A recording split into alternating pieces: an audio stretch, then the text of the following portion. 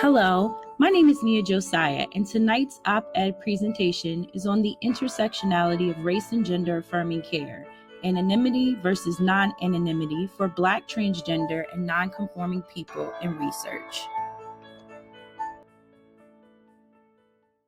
Black trans people experience racism at a disproportionate rate compared to their white transgender and gender nonconforming counterparts.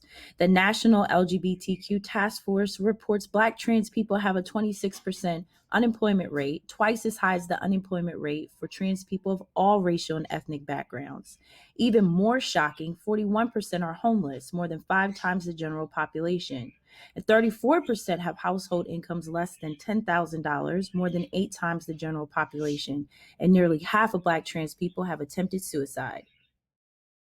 The Human Rights Campaign tracked a record number of violent fatal incidents against trans people, the majority of them Black trans women. This is the result of misogyny, racism, and transphobia that is deeply rooted in a society predicated on racism.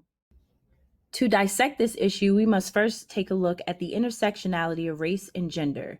Critical race theorist Kimberly Crenshaw coined the term intersectionality, which is defined as how multiple identities interact to create unique patterns of oppression.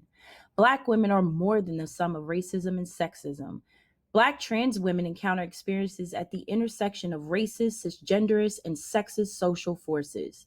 Despite intersectional experiences can strengthen ethical frameworks for healthcare research and practices, intersectionality rarely presents in literature detailing transgender health, and that's the problem. The absence of intersectionality in research raises concern for risk and harm for Black trans people, which births the ethical dilemma of anonymity versus non-anonymity. The question is, how should Black transgender and non-conforming people be protected in research? Is it through anonymity or non-anonymity? Some studies allow for confidentiality of the subject, while others allow for anonymity. Confidentiality is when the researcher is aware of the patient's identity and ensures their identity remains between subject and researcher. Anonymity means that either the project does not collect identifying information of individual persons, such as name, address, and email, and the project does not link individual responses with participants' identities. Non-anonymity means the participant is disclosed to the researcher and individual, and the project is linked with participants' identities. In research, it is important when dealing with human participants to respect their autonomy, which leads us to the 4 ethical principles of beneficence, non-maleficence, autonomy, confidentiality, and justice. The core responsibility is to uphold the ethical principles during all medical-related actions. Failing to secure privacy causes harm due to the violation of the ethical principles. So you're probably wondering what's my position. Well, I believe Black, transgender, and nonconforming people should be protected in research through anonymity. 1, it decreases risk and harm. Research may involve the collection of extremely sensitive data that could place participants at serious personal risk. Anonymity alleviates gender dysphoria and promotes a sense of safety. 2, it establishes trust and rapport. Transgender health research and practices has not always been sensitive to the humanity of either individual Black transgender people or the larger transgender community. Research must take the highest precautions to ensure and protect participants' privacy. 3, there are alternative approaches to address Black trans youth. IRBs are advised to avoid excluding or pressuring youth who have not disclosed their gender identity to their families.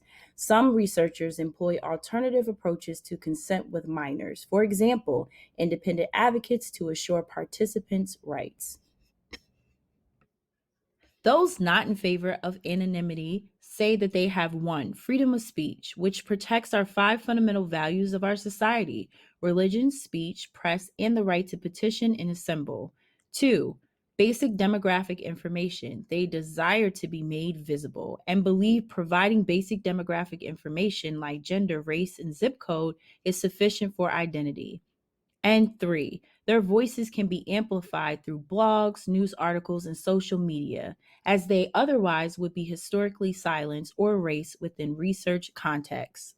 So, what are the legal policy enforcement or changes supporting my position?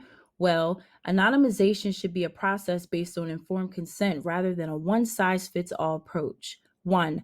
IRB's protocols take particular care in ensuring that researchers working with Black trans people protect participant interests. 2. IRB suggests researchers proactively guard against the risk of data being requested in legal proceedings by seeking the local equivalent of a United States Certificate of Confidentiality from the U.S. Public Health Service. And 3. Identification codes retaining data in secure storage and or letting participants create and remember their own unique identifiers are key. Last, IRBs can assure data collection occurs online via survey instruments and stored offline under encryption. Black trans people face some of the highest levels of discrimination of all trans people. I believe through anonymity and research, we can begin to reduce risk and harm among Black trans populations caused by systemic racism. This presentation was in loving memory of Black transgender activists Martha P. Johnson and all the trans victims that lost their lives to hate crimes. Say their names. Thank you.